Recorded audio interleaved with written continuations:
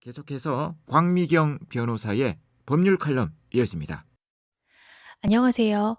법무법인 반석 광미경 변호사입니다.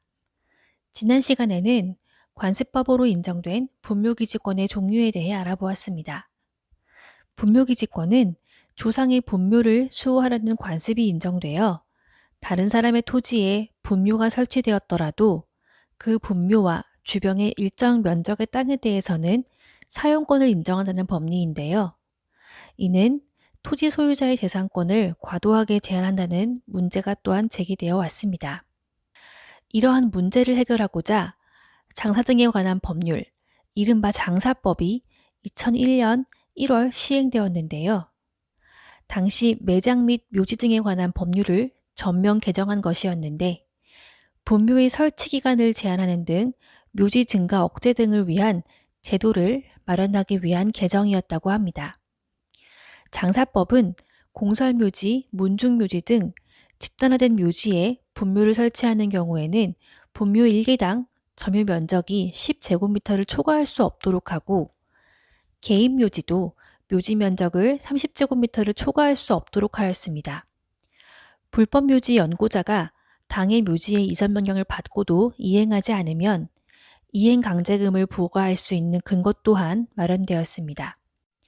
중요한 것은 장사법에서 토지 소유자의 승낙 없이 타인의 토지에 설치된 분묘의 연고자는 그 분묘의 보전을 위한 권리를 주장할 수 없도록 하였고 토지 소유자는 당의 분묘를 관할하는 시장, 군수, 구청장의 허가를 받아 분묘에 매장된 시체 또는 유고를 개장할 수 있게 되었습니다. 위 규정은 법 시행 이후에 설치된 분묘에 대해 적용되는 것이었으므로 그 이전에 설치된 분묘에 대하여는 여전히 법원의 해석에 따를 수밖에 없었습니다. 2017년 대법원은 타인 소유의 토지에 분묘를 설치한 경우에 20년간 평온 공연하게 분묘의 기지를 점유하면 지상권과 유사한 관습상의 물건인 분묘기지권을 시효로 취득한다는 것은 오랜 세월 동안 지속되어 온 관습 또는 관행으로서 법적 규범으로 승인되어 왔다고 하였습니다.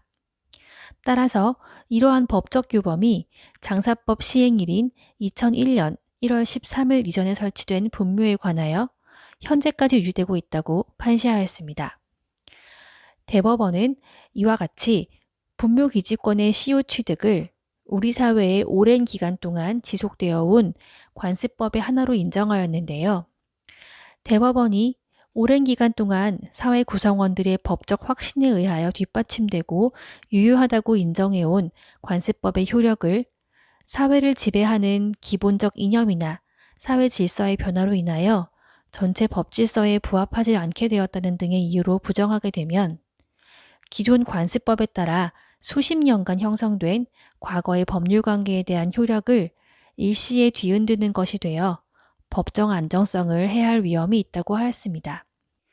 즉 2017년 판례는 2001년 장사법의 시행으로 타인 소유 토지에 승낙 없이 분묘를 설치할 수 없게 되었지만 2001년 이전에 설치된 분묘의 경우에는 여전히 분묘기지권이 성립될 수 있다는 것이고 화장률 증가 등과 같이 전통적인 장사 방법이나 장묘 문화에 대한 사회 구성원들의 의식에 일부 변화가 생겼더라도 분묘기지권에 대한 관습이나 관행이 본질적으로 변경된 것은 아니라는 입장입니다.